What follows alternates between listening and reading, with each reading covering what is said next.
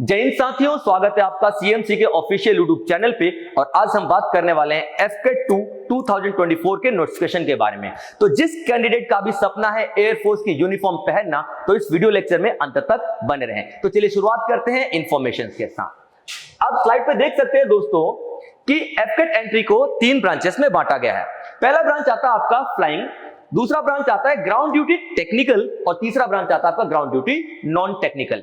तीनों के बारे में डिटेल में बात करने वाले हैं। अब देख सकते हैं, ठीक है, आपके पास वैकेंसीज कितनी हैं। देखिए, एक तो आपको एसएससी दिख रहा है। एसएससी का मतलब क्या होता है? शॉर्ट सर्विस कमीशन, यानी कि इसके तहत आपको 14 साल की सर्विस मिलेगी। हाँ, उसको आप एक्सटेंड कर सकते हो, एक डिपार्टमेंटल एग्जाम होता है छोटा सा, उसको आप परमानेंट में कन्वर्ट कर सकते हो, बट फिलहाल आपको एसएससी यानी शॉर्ट सर्विस कमीशन के अंडर के तहत ही आपको जाना है। यहां पे आप बात कर सकते हो, ठीक है, मेन के लिए 18 वैकेंसीज हैं और वुमेन के लिए 11 वैकेंसीज हैं। क्लियर पॉइंट यहां पे। अब यहां बात कर सकते हैं, ठीक है।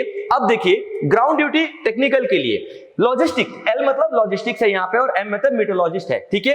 तो लॉजिस्टिक्स के लिए 88 वैकेंसीज है। मैं बात कर रहा हूं मेन के लिए, ठीक है, पुरुषों के लिए। और यहां पे मीटरोलॉजिकल के लिए 36 वैकेंसी है। और अगर बात करें फीमेल कैंडिडेट्स की, ठीक है, तो यहां पे लॉजिस्टिक्स के लिए 23 वैकेंसीज है और मीटरोलॉजिकल के लिए 9 वैकेंसीज आपको देखने के लिए मिलेंगी। मैं बात कर रहा था ग्राउंड ड्यूटी में टेक्निकल की, ठीक है। अब ग्राउंड ड्यूटी नॉन टेक्निकल की बात कर ले यहां पे, ठीक है। तो यहां पे क्या पहुंच जाते हैं? वेपन सिस्टम ब्रांच, यानी कि 14 वैकेंसीज मिलेंगी आपको मेन कैटेगरी में। अच्छा, एक और ब्रांच, ठीक है, वेपन सिस्टम ब्रांच जो है एक नई ब्रांच एयरफोर्स ने हाल ही में लॉन्च किया था, ये पहले नहीं हुआ करती थी। तो इसमें 14 वैकेंसीज है मेन के लिए, ठीक है। एडमिन के लिए 43 वैकेंसीज हैं और लॉजिस्टिक्स के लिए 13 है, ठीक है। अकाउंट्स के लिए 10 है, ठीक है। और एजुकेशन के लिए 7 है और मीटरोलॉजिकल के लिए 8 वैकेंसीज आपको देखने के लिए मिलने वाली है, ठीक है। फीमेल कैटेगरी की बात कर ले हम यहां पे, ठीक है। तो वेपन सिस्टम ब्रांच में 3 वैकेंसीज आपको देखने के लिए मिलेंगी। एडमिन में 11 वैकेंसीज आपको देखने के लिए मिलेंगी। लॉजिस्टिक्स में 4 वैकेंसीज मिलेंगी, अकाउंट्स में 2, एजुकेशन में 2 और मीटरोलॉजिकल में 2 वैकेंसीज आपको देखने के लिए मिलेंगी। क्लियर दोस्तों यहां पे, ठीक है। अच्छा, एक और पॉइंट आपको यहां पे देख रहा होगा, ठीक है। एनसीसी स्पेशल एंट्री की बात करें तो एनसीसी स्पेशल एंट्री में दोस्तों अगर आप एफकेट अप्लाई कर रहे हो और आपके पास एनसीसी सी सर्टिफिकेट है, तो आपको यहां पे 10% रिजर्वेशन भी मिलता है। काफी इंपॉर्टेंट इंफॉर्मेशन है। अगर कोई एफकेट की तैयारी करना चाहता है और अभी ग्रेजुएशन लेवल में जा रहा है या जाने वाला है, तो जाहिर सी बात है, ठीक है, आपको एनसीसी ले लेना चाहिए। एनसीसी के बहुत सारे बेनिफिट्स हैं, आप साफ यहां पे देख सकते हो। 10% रिजर्वेशन आपको साफ तौर पे देखने के लिए मिलेगा। क्लियर दोस्तों, ठीक है। चलिए अब बात कर लेते हैं एलिजिबिलिटी क्राइटेरिया की, यानी एफकेट 2024 की एलिजिबिलिटी क्राइटेरिया क्या है, इसके बारे में हम बात करेंगे। नेशनैलिटी, यानी कि आप किस देश के नागरिक होने चाहिए, ठीक है। तो according to the Indian citizenship act 1955 आप एक इंडियन कैंडिडेट होने चाहिए, तो ही आप यहां पे अप्लाई कर सकते हो, ठीक है। आप देखिए मैरिटल स्टेटस, ठीक है, ये एक थोड़ी सी एक स्पेलिंग मिस्टेक है यहां पे, ठीक है। तो ये मटेरियल लिखा हुआ है, ठीक है, मैरिटल स्टेटस, ठीक है।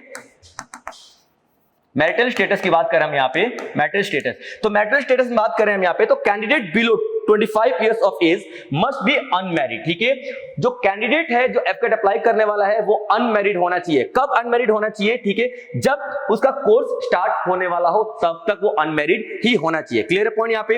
या कोई डिवोर्सी हो या फिर कोई विडो हो, विडोवर्स हो, ठीक है, ये लोग अप्लाई नहीं कर सकते हैं। ये आपको खास तौर पे ध्यान रखना है, ये लोग एलिजिबल नहीं है। और अगर बात करते हैं हम लोग एप्लीकेशन की डेट की, तो 30 मई 2024 से लेके 28 जून 2024 तक आप लोग अप्लाई कर सकते हो। अच्छा खासा टाइम है, ठीक है, अच्छा खासा टाइम लीजिए, ठीक है, अप्लाई कीजिए, ठीक है।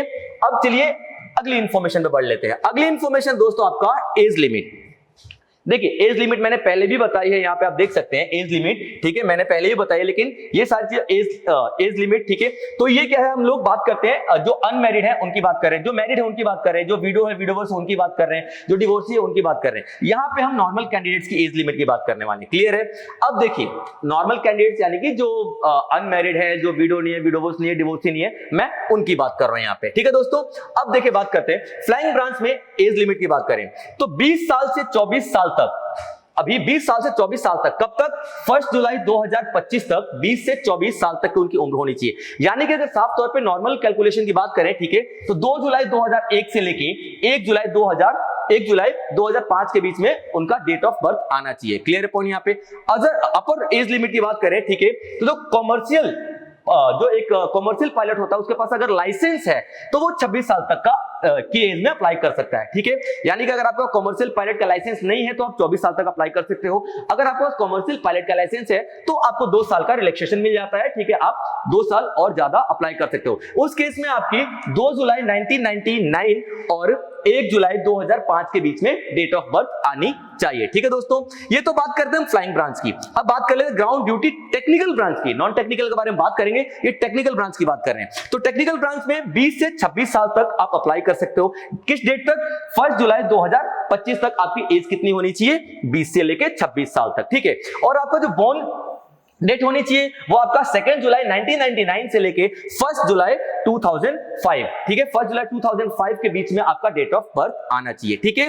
Ground duty non technical branch की बात कर लेते हैं। नॉन टेक्निकल ब्रांच सेम ही है लगभग, ठीक है। 20 से 26 साल तक आप देख सकते हो इसको, ठीक है। और यह 1 जुलाई 2025 तक ये डेट मान्य है, ठीक है। अब ये आपका डेट ऑफ बर्थ इन 2 तारीखों के बीच में आना चाहिए, यानी 2 जुलाई 1999 टू 1 जुलाई 2005 के बीच में आपकी डेट ऑफ बर्थ होनी चाहिए, तो ही आप अप्लाई कर सकते हो, ठीक है दोस्तों। चलिए अब आगे बढ़ते हैं अगली स्लाइड की तरफ। अब देख लेते हैं क्वालिफिकेशन क्या है। बहुत ही इंपॉर्टेंट पॉइंट है दोस्तों क्वालिफिकेशन। काफी सारे कैंडिडेट्स क्वालिफिकेशन में काफी ज्यादा कंफ्यूज हो जाते हैं, ठीक है। तो आपको कंफ्यूज नहीं होना है क्योंकि आपको यहाँ पे सारी इंफॉर्मेशन मिलने वाली है। अब देखिए मैंने आपको बता रखा है, ठीक है, एफ के 3 ब्रांचेस में बटा हुआ है। तो पहला फ्लाइंग ब्रांच के बारे में बात कर लेते हैं हम लोग। फ्लाइंग ब्रांच की जो क्वालिफिकेशन है वो क्या है? 50% marks in maths and physics of class 12 along with a graduation degree। अच्छा एक और बात, एफकेट हमेशा ग्रेजुएशन पर ही आप लोग अप्लाई करोगे, ये एनडीए की तरह +2 लेवल पे नहीं होता है, क्लियर पॉइंट। तो आप ये कंफ्यूज मत होना, ठीक है, कि +2 है तो आप लोग अप्लाई कर लेना। ये +2 में इतने मार्क्स होने चाहिए, आपको ये बता रहा है, along with the graduation degree, graduation की डिग्री होनी चाहिए, ठीक है। अब देखिए 50% मार्क्स होना चाहिए मैथ्स एंड फिजिक्स में, दोनों का कंबाइन नहीं, मैथ्स में अलग 50% और फिजिक्स में अलग 50% होना चाहिए। और आपके पास एक ग्रेजुएशन की डिग्री होनी चाहिए, ठीक है, डिसिप्लिन किसी भी डिसिप्लिन में फ्रॉम अ रिकॉग्नाइज्ड यूनिवर्सिटी, एक रिकॉग्नाइज्ड यूनिवर्सिटी से आपका ग्रेजुएशन की डिग्री होनी चाहिए, आप अप्लाई कर सकते हो। या फिर बीटेक डिग्री होनी चाहिए किसी भी रिकॉग्नाइज्ड यूनिवर्सिटी से और 60% मार्क्स होना चाहिए उसमें, क्लियर पॉइंट यहाँ पे। यानी कि अगर बात करें +2 लेवल पे तो 50% मार्क्स होना चाहिए आपका मैथ और फिजिक्स में, क्लियर पॉइंट यहाँ पे। और अगर बात करते हैं यहाँ पे बीटेक लेवल पे या फिर ग्रेजुएशन लेवल पे तो आपका 60% मार्क्स होना चाहिए। ग्रेजुएशन में 60 और +2 में फिजिक्स और मैथ में 50% आपके मार्क्स होने चाहिए, क्लियर पॉइंट यहाँ पे। और candidates who have cleared A and B examinations of associate members of institutions of engineers or aeronautic society of India from a recognized university minimum of 60% marks or equivalent। ये भी कुछ ऐसी degrees है जो कि इंजीनियरिंग के field में या फिर टेक्नोलॉजी के फील्ड में दी जाती हैं। अगर आप लोग ये डिग्री भी होल्ड करते हो तो यहां पर भी आपको 60% मार्क्स सिक्योर करना जरूरी है, क्लियर पॉइंट। ये इंफॉर्मेशन थी फ्लाइंग ब्रांच के लिए, ठीक है। चलिए अब बात कर लेते हैं हम लोग ग्राउंड ड्यूटी टेक्निकल ब्रांच के बारे में और उसके बाद ग्राउंड ड्यूटी नॉन टेक्निकल के बारे में। ये आपका ग्राउंड ड्यूटी नॉन टेक्निकल के बारे में बात करने वाले हैं हम लोग, ठीक है। बट फिलहाल बात कर लेते हैं हम लोग ग्राउंड ड्यूटी टेक्निकल के बारे में। यहां पे देखिए 50% मार्क्स चाहिए, ठीक है, किसमें? फिजिक्स एंड मैथमेटिक्स में। किस लेवल पे? +2 लेवल पे। किस लेवल पे? +2 लेवल पे। and 1 minimum of 4-year degree graduation integrated post graduation qualification in engineering technology from recognized university। Same information है, वही चीजें हैं, ठीक है। कि देखिए यहाँ पे 50% मार्क्स तो चाहिए किसके लिए? फिजिक्स और मैथमेटिक्स में, और +2 लेवल पे चाहिए, ठीक है, ये बात याद रखिएगा। और उसके बाद एक मिनिमम एक डिग्री तो आपके पास होनी ही चाहिए, ठीक है, ग्रेजुएशन लेवल पे, जो कि 4 साल की डिग्री होनी चाहिए, क्लियर पॉइंट यहाँ पे। अब और यहाँ पे देखिए परसेंटेज वगैरह कोई क्राइटेरिया नहीं दिया हुआ है, ठीक है। अब देखिए क्योंकि देखिए ग्राउंड ड्यूटी है ना, तो ये इतना ज्यादा आपको हाई क्वालिफिकेशन नहीं मांगेगा, ठीक है, मांगेगा लेकिन एक मिनिमम लेवल, उससे तो कम ही मांगेगा, फ्लाइंग से कम ही मांगेगा। तो वही चीज है यहाँ पे। ग्राउंड ड्यूटी की बात कर लेते हैं। +2 में एक +2 की डिग्री होनी चाहिए आपके पास, ठीक है, और एक +2 और एक ग्रेजुएट डिग्री होनी चाहिए, ठीक है, 3 साल के प्रोग्राम के साथ। 3 साल का प्रोग्राम जैसे कि आप देख सकते हो, बीएससी हो गया, बीकॉम हो गया, बीए हो गया, ये सारे 3 साल के प्रोग्राम है, क्लियर पॉइंट। और किससे होने चाहिए? किसी भी रिकॉग्नाइज्ड यूनिवर्सिटी से होने चाहिए या फिर उसके इक्विवेलेंट होना चाहिए, और 60% मार्क्स होने चाहिए, क्लियर पॉइंट यहाँ पे, 60% मार्क्स, ठीक है। तो आप ये अपना क्वालिफिकेशन देख सकते हैं और इसके अकॉर्डिंग आपके पास जो भी डिग्री है आप किसी भी कैटेगरी में अप्लाई कर सकते हैं, क्लियर दोस्तों यहाँ पे, ठीक है। तो यहाँ पे हमने देखा एफकेट की क्वालिफिकेशन के बारे में, ठीक है, जो कि फ्लाइंग, टेक्निकल और नॉन टेक्निकल के बारे में हमने देख लिया, क्लियर है। अब एग्जाम का अगर हम पैटर्न की बात करें, एग्जाम का पैटर्न लगभग जितने भी गवर्नमेंट एग्जाम्स होते हैं तकरीबन तकरीबन सेम होते हैं, बट जो भी डिफरेंसेस है ठीक है मैं आपको बताऊंगा यहाँ पे। क्लियर पॉइंट यहाँ पे। अब देखिए एग्जाम का नाम क्या है, एफकेट, ठीक है। एफकेट सभी को पता है क्योंकि उसी की तो नोटिफिकेशन जारी हुई है, आप देख रहे हो तो आपको पता ही है। एफकेट लेता है ये एग्जाम, ठीक है, और कंपलसरी है इसको। ये एग्जाम दिए बिना आपकी एसएसबी नहीं आने वाली है, यानी कि एसएसबी दे के ही तो आप ऑफिसर बनते हो ना। एसएसबी इंटरव्यू पास करके ही आप लोग जाते हो फाइनल ज्वाइनिंग के लिए, उसमें रिकमेंड होने के बाद ही आप लोग ज्वाइन कर पाते हो। क्लियर है? तो ये कंपलसरी है, विदाउट एफकेट दिए हुए आपकी एसएसबी नहीं आएगी। सब्जेक्ट्स की बात करें तो जनरल स्टडीज, ठीक है, verbal ability and reasoning, military aptitude test and numerical ability and English. Clear point. ये आमतौर पर यही सारे सब्जेक्ट्स हर एक एग्जाम में देखने के लिए मिलते हैं। नंबर ऑफ क्वेश्चंस होने वाले हैं 100 क्वेश्चंस होंगे आपके, टोटल मार्क्स होंगे 300 नंबर के टोटल मार्क्स होने वाले हैं, ठीक है। और टाइम मिलने वाला आपको 2 घंटे, यानी कि 2 घंटे 120 मिनट में पूरा पूरा पेपर आपको अटेम्प्ट करना है। क्लियर पॉइंट यहाँ पे, ठीक है। चलिए आगे बढ़ लेते हैं। आगे देखते हैं दोस्तों यहाँ पे सब्जेक्ट्स में मेन इंपॉर्टेंट टॉपिक्स क्या है, क्योंकि अगर आपके पास टॉपिक्स नहीं होंगे तो आप प्रिपेयर कैसे करोगे, चाहे जितनी भी नोटिफिकेशन आप लोग देख लो। प्रिपरेशन जरूरी है, तभी आप लोग एग्जाम क्लियर कर पाओगे। इंग्लिश की बात करें दोस्तों यहाँ पे इंग्लिश में, ठीक है, तो एरर डिटेक्शन आपको देखने के लिए मिल जाएगा। कॉम्प्रिहेंशन जो बड़े बड़े पैराग्राफ पढ़ने के लिए उसमें से क्वेश्चंस आपको मिलते हैं करने के लिए, वो कर सकते हैं आप लोग, ठीक है। सेंटेंस कंप्लीशन, ठीक है, अधूरे सेंटेंस को कंप्लीट करना। सिनोनिम्स, एंटोनिम्स देखने के लिए मिलेगा, वोकैब्युलरी देखने के लिए मिलेगा, इडियम, फ्रेजेस देखने के लिए मिलेगा। ये आपका इंग्लिश का सिलेबस रहने वाला है। जनरल अवेयरनेस की बात करें, जनरल स्टडीज की बात करें तो हिस्ट्री पे आप लोग फोकस करेंगे, ज्योग्राफी पे फोकस करेंगे, पॉलिटिकल साइंस पे फोकस करेंगे, जनरल साइंस पे फोकस करेंगे, एनवायरमेंट पे फोकस करेंगे, और डिफेंस से रिलेटेड जितनी भी चीजें उन सब पे फोकस करेंगे, ठीक है। आर्ट एंड कल्चर पे फोकस करेंगे, करंट अफेयर्स पे फोकस करेंगे और स्पोर्ट्स पे फोकस करेंगे। अच्छा, अगर बात करें एग्जाम पैटर्न की तो आने वाले कुछ सालों में हमने ये देखा है, ठीक है, कि स्टैटिक जीके से बहुत ज्यादा सवाल आ रहे हैं, स्टैटिक प्लस करंट, ठीक है। तो दोनों पे आप लोग ज्यादा फोकस करेंगे अगर आपको ये सेक्शन अटेम्प्ट करना है। सारे सेक्शन इंपॉर्टेंट है, मैं ये नहीं कह रहा कोई सेक्शन इंपॉर्टेंट है या कोई सेक्शन इंपॉर्टेंट नहीं है, लेकिन फिर भी आप लोग यहाँ पे स्टैटिक जीके और करंट अफेयर्स पे ज्यादा से ज्यादा फोकस करें, ठीक है। आपके एग्जाम में मार्क्स अच्छे स्कोर होने के चांसेस ज्यादा बढ़ जाते हैं, ठीक है। चलिए अब आगे बात करते हैं, ठीक है, न्यूमेरिकल एबिलिटी की। न्यूमेरिकल एबिलिटी में आप लोग देख सकते हो, ठीक है, decimal fraction, time and work, average, profit and loss, percentage, ratio, proportion, simple interest, speed, time, ये डिस्टेंस वगैरह आप सब कुछ देख सकते हो। क्लियर पॉइंट यहाँ पे, ठीक है। अगला आता है यहाँ पे हमारे पास, ठीक है, अगला आता है यहाँ पे, ठीक है, रीजनिंग में आप रीजनिंग एंड मिलिट्री एप्टीट्यूड, यहाँ पे मिलिट्री से रिलेटेड आपको कुछ टर्मिनोलॉजीज देखने के लिए मिलेंगी, ठीक है, वो सारी चीज आपको पढ़ना है यहाँ पे, ठीक है। यहाँ पे मेन तौर पे आपको आर्मी से रिलेटेड कुछ ऐसे टास्क वगैरह हो गए उनके बारे में पढ़ना पड़ेगा, या फिर कुछ टर्मिनोलॉजीज हो गए उनके बारे में पढ़ना पड़ेगा उनको, ठीक है। कुछ यूनिट्स वगैरह, कितने कोर वगैरह है, इन सब के बारे में आपको पढ़ना पड़ेगा। ये आपको, ठीक है, मिलिट्री एप्टीट्यूड में देखने के लिए मिलने वाला है। क्लियर दोस्तों, ठीक है। चलिए अब आगे बढ़ते हैं, ठीक है, एक नोटिफिकेशन देख लेते हैं प्रॉपर क्या है। 7वें नंबर की नोटिफिकेशन है, आपकी ट्रेनिंग कहां होने वाली है और किस तरीके से होने वाली है। ट्रेनिंग की बात करें दोस्तों तो ट्रेनिंग होती है हैदराबाद में, और ट्रेनिंग तभी होगी जब एफकेट आप एग्जाम देते हो और आपका एक लेवल ऑफ मार्क्स आ जाता है, आप कट ऑफ क्लियर कर लेते हो, तभी आपको यहाँ पे ट्रेनिंग में भेजा जाएगा। और ट्रेनिंग में भी तब भेजा जाएगा, पहले आपका रिटन एग्जाम होगा एफकेट, देन एसएसबी इंटरव्यू, उसमें रिकमेंड होने के बाद आपको ट्रेनिंग पे भेजा जाएगा, ठीक है। तो ट्रेनिंग की बात करें, ट्रेनिंग आपका हैदराबाद में होगा, ठीक है, एयरफोर्स एकेडमी में, ठीक है, दुंदीगल एयरफोर्स एकेडमी में। और ये जो आपका ड्यूरेशन ऑफ ट्रेनिंग होगा, flying and ground duty technical branches 62 दिन का होगा। क्लियर पॉइंट यहाँ पे, जो आपकी ट्रेनिंग होगी वो 62 दिन की होगी, और जो आपका ग्राउंड ड्यूटी नॉन टेक्निकल होगा उसका 52 दिन है, ठीक है, सॉरी 52 दिन नहीं 52 वीक, ठीक है, 62 वीक्स, ठीक है। अगर आपका फ्लाइंग ब्रांच है और आपका टेक्निकल ब्रांच है तो 62 वीक्स की आपकी ट्रेनिंग होने वाली है, ठीक है, और 52 वीक्स की ट्रेनिंग होने वाली है अगर आप तो ग्राउंड ड्यूटी में हो, ग्राउंड में हो और नॉन टेक्निकल ब्रांच में अप्लाई कर रहे हो। क्लियर पॉइंट यहाँ पे। रैंक की बात कर ले, ठीक है, रैंक फ्लाइंग ऑफिसर साफ पता है, ठीक है, रैंक फ्लाइंग ऑफिसर। पे एंड पर्क्स की बात कर लेते हैं, पेमेंट कितनी है, ठीक है, 56,100 रुपए, यानी कि 56,100 रुपीज से लेके, ठीक है, 1,77,500 रुपीज तक, ठीक है, अगर आप लेवल 10 तक जाते हो तो, ठीक है। उसके अलावा आपको एमएसपी भी मिलता है, ठीक है। एमएसपी का मतलब क्या होता है, मिलिट्री, एमएसपी का मतलब क्या होता है, ठीक है, मिलिट्री सर्विस, ठीक है, पे, मिलिट्री सर्विस पे। ये आपको इसलिए मिल रहा है भाई साहब, देखिए हर जगह ड्यूटी होती है 8 घंटे की, 12 घंटे की, मान लो 14 घंटे की, लेकिन आर्मी की ड्यूटी तो यार हमेशा ही है ना, ठीक है, डिफेंस की ड्यूटी हमेशा ही है। आप सो रहे हो, अचानक साला इमरजेंसी आ गई तो ये बोला यार नहीं हमारी ड्यूटी नहीं है भाई, हम नहीं जाएंगे, ऐसा नहीं, आपको जाना पड़ेगा, ठीक है। वॉर छिड़ गई है तो भैया 48 घंटे 36 घंटे लगातार काम करना पड़ेगा, ड्यूटी देनी पड़ेगी आपको, ठीक है। तो ये इस वजह से आपको एमएसपी दिया जाता है, मिलिट्री सर्विस पे दिया जाता है, ठीक है, 15,500 का। क्लियर पॉइंट यहाँ पे।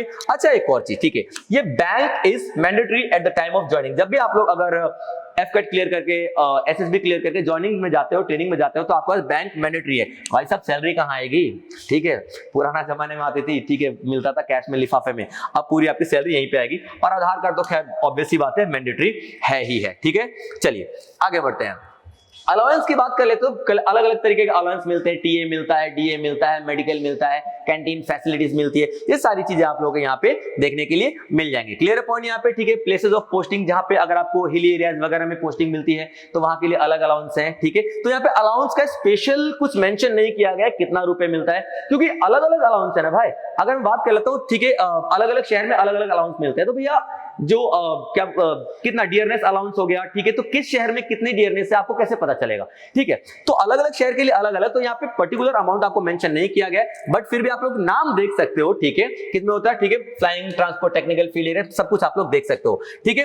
प्रिविलेजेस क्या क्या मिलते हैं आपके पास, ठीक है, आप देख सकते हो, ठीक है, कैंटीन हो गया, ठीक है, मेस की फैसिलिटी मिल गई सारी की, और 60 दिन का एनुअल हॉलीडे भी दिया जाता है और 20 दिन का कैजुअल हॉलीडे भी दिया जाता है, ठीक है। साफ तौर पे 2 महीने तो यूं ही मिल गया आपको और 20 दिन कैजुअल मिल गया है। क्लियर पॉइंट, ठीक है। इससे अच्छी जॉब और कहां मिलेगी, ठीक है, प्लस कंधे पे सितारे अलग से हैं, ठीक है दोस्तों। तो चलिए आगे बढ़ते हैं। आगे आप लोग देख सकते हो टैटूज। हाँ, कुछ कैंडिडेट्स को बहुत शौक होता है, यहाँ टैटू बनवा लिया, यहाँ टैटू बनवा लिया, ठीक है, कुछ ने अपने प्रेमी प्रेमिकाओं के नाम लिखवा लिए, कुछ ने ड्रैगन बनवा लिया, कुछ ने अलग अलग चीजें बनवा लेते हैं।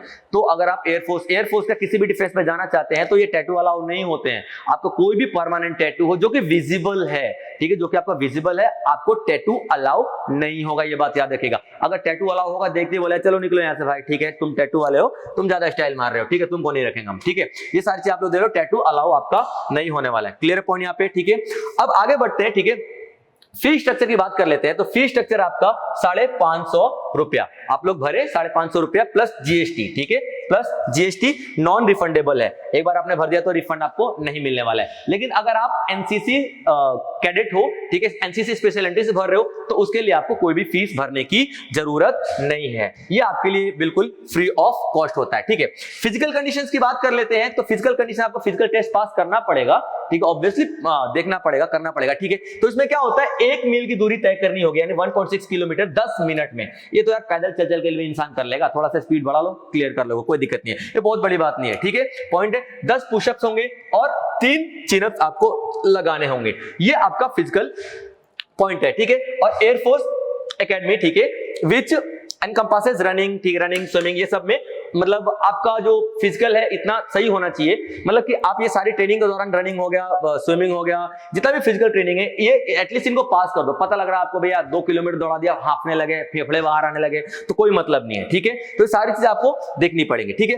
अब एक और चीज, हर एक फॉर्म में आपको एक स्टैट्यूटरी वार्निंग दी जाती है कि भाई साहब आपने जितनी भी चीजें भरी हैं एप्लीकेशन में वो सारी सही है, करेक्ट है, ठीक है। अदरवाइज जो आपका एप्लीकेशन है, ठीक है, वो बिल्कुल इनवैलिड घोषित कर दिया जाएगा। क्लियर पॉइंट यहाँ पे, ये सारी आप चीज देख लोगे, ठीक है।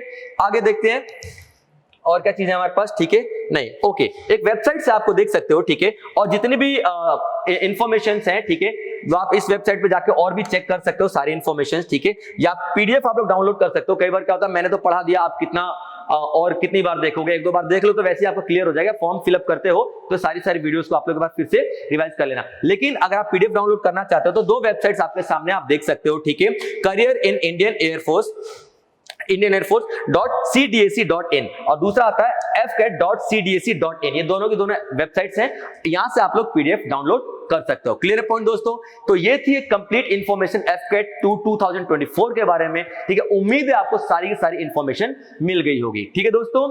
तो चलिए मिलते हैं आपसे अगले लेक्चर में। जय हिंद।